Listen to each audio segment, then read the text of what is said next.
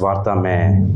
आप सभी प्रेस बंधुओं का दिल की गहराइयों से धन्यवाद करता हूं कि आप इतने शॉर्ट नोटिस पे हमारे आग्रह पर जो है यहाँ पर आए। तो आज की जो ये प्रेस वार्ता है, ये आप सभी को जैसे विदित है कि जो हिमाचल प्रदेश सरकार जो है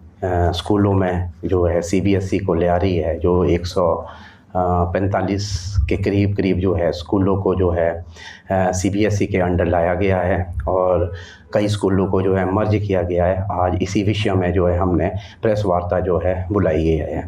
मेरे साथ जो है कर्मचारी संघ के जो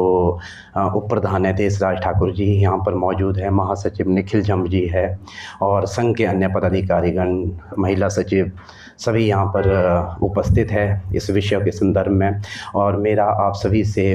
प्रेस बंधुओं से भी आग्रह रहेगा कि क्योंकि ये जो मुद्दा है ये प्रदेश के छात्रों के साथ जुड़ा हुआ मामला है, अगर क्योंकि आप लोग भी इसको कवर करते हैं, चाहे वो किसी भी स्तर से हो, चाहे वो सेक्रेटरी से हो, चाहे वो आपके एजुकेशन डिपार्टमेंट से हो, चाहे वो शिक्षा बोर्ड से हो, चाहे अभिभावकों से हो, आपके जहन में भी जो भी इससे रिलेटेड जो ही कोई क्वेश्चन होगा वो भी हमारे आप समक्ष बोले और हम जो है उसका जो है आपको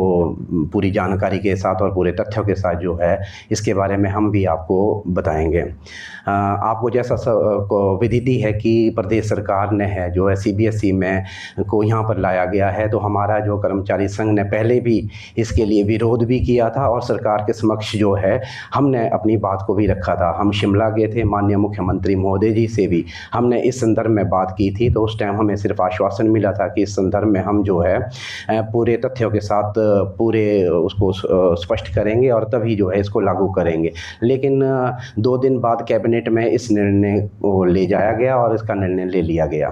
तो सीबीएसई का हमारा विरोध करने का सिर्फ एक ही मामला है, क्योंकि जो सीबीएसई है वो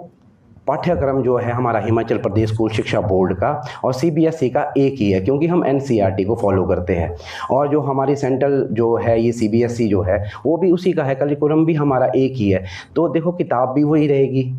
टीचर्स भी वही रहने वाले हैं और स्कूल भी वही रहने वाला है, तो बदलाव का तो इसमें कोई ऐसा हमें दिखता नहीं है कि भाई बहुत बड़ा कोई बदलाव होने जा रहा है। सीबीएसई का एक अपनी परीक्षा प्रणाली है, उस तरह से वो करती है, बाकी तो सिलेबस तो वही होता है। आज शिक्षा बोर्ड भी उसी स्तर पे अपना काम कर रहा है, कॉम्पिटेंट बेस से जो है हम क्वेश्चन पेपरों को तैयार कर भी दिया गया है। जो अभी का एग्ज़ाम होगा इसमें भी ये चीज़ जो है देखने को मिलेगी।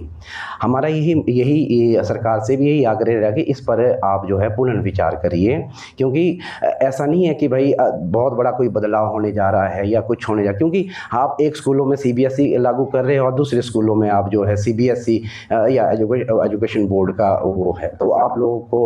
आप लोगों के माध्यम से जो है हम प्रदेश से भी कि जो हमारे छात्र है या अभिभावक है उनसे भी ये कहना चाहते हैं कि शिक्षा बोर्ड जो है सभी लोग जो आज जो उच्च पद पर जो है आसीन है वो भी शिक्षा बोर्ड से ही पढ़ के गए, क्योंकि हमारा जो पाठ्यक्रम है वो एनसीईआरटी का ही है, क्योंकि सीबीएसई का भी वही एनसीईआरटी का ही सिलेबस पढ़ाते हैं, तो इसमें बदलाव नहीं है। आज मेरे को बड़े दुख के साथ भी ये कहना पड़ रहा है कि आज के जो छात्र है, बच्चे जो नन्हे बच्चे हैं वो भी आज सड़कों पर उतर रहे हैं, वो भी नारेबाजी कर रहे हैं। शिक्षा हिमाचल प्रदेश के शिक्षा जगत में ऐसा कभी भी नहीं हुआ कि बच्चों को भी नारे लगाने पड़ रहे हैं। उनके पास जो सरकार है वो ऑप्शन तक नहीं छोड़ रही है, क्योंकि कई स्कूलों को मर्ज कर दिया गया है। ज़बरदस्ती आप जो है उसको थोप रहे हैं बच्चों के ऊपर कि भाई आपको सीबीएसई पढ़ना पड़ेगा। अब जिस बच्चे ने 8वीं कक्षा जो है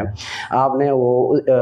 बोर्ड से कर रहा है, वो आप एकदम उसको सीबीएसई में ले जाके, तो हमारे जो पड़ोसी राज्य है वहाँ का मॉडल भी देख लो आप। उत्तराखंड में भी अटल आदर्श विद्यालय खोले गए थे, लेकिन वहाँ का रिजल्ट आपका किस तरह से वो बच्चों के ऊपर पड़ा। तो इस तरह से नहीं खिलवाड़ करना चाहिए। शिक्षा का ये है, बच्चों से जुड़ी हुई बात है, प्रदेश के हित से जुड़ी हुई बात है। माननीय मुख्यमंत्री जी का ये अच्छा स्टेप है कि भाई वो क्वालिटी एजुकेशन देना चाहते हैं, हम उसकी वो नहीं करते क्वालिटी एजुकेशन के। तो अगर फिर तो इससे अच्छा तो फिर कॉन्वेंट स्कूल खोल दो ना जी। कॉन्वेंट स्कूल में सब कुछ ये है, आईसीएसई का उनका बोर्ड है, किताब अलग है, पढ़ाने का तरीका उनका अलग है, तो उस तरीके से कर लो फिर। ये तो आपका तो बोर्ड भी वही है, किताब भी वही है, सब कुछ वही है, तो ऐसा बदलने का, और आज बड़ा दुख के साथ कहना पड़ रहा है कि आज अभिभावक भी इन चीज़ों को नहीं चाह रहे हैं और ना ही बच्चे चाह रहे हैं इस चीज़ को। और सरकार तो यहाँ तक कि ऑप्शन ही बंद कर, शिमला में मैं देख रहा था कि शिमला के जितने भी स्कूल है वहाँ के कुछ CBSE में कर दिए। अब किसी बच्चे ने अगर एजुकेशन बोर्ड पढ़ना है तो उस अधिकार को तो मतलब छीना जा रहा है। बच्चों को तो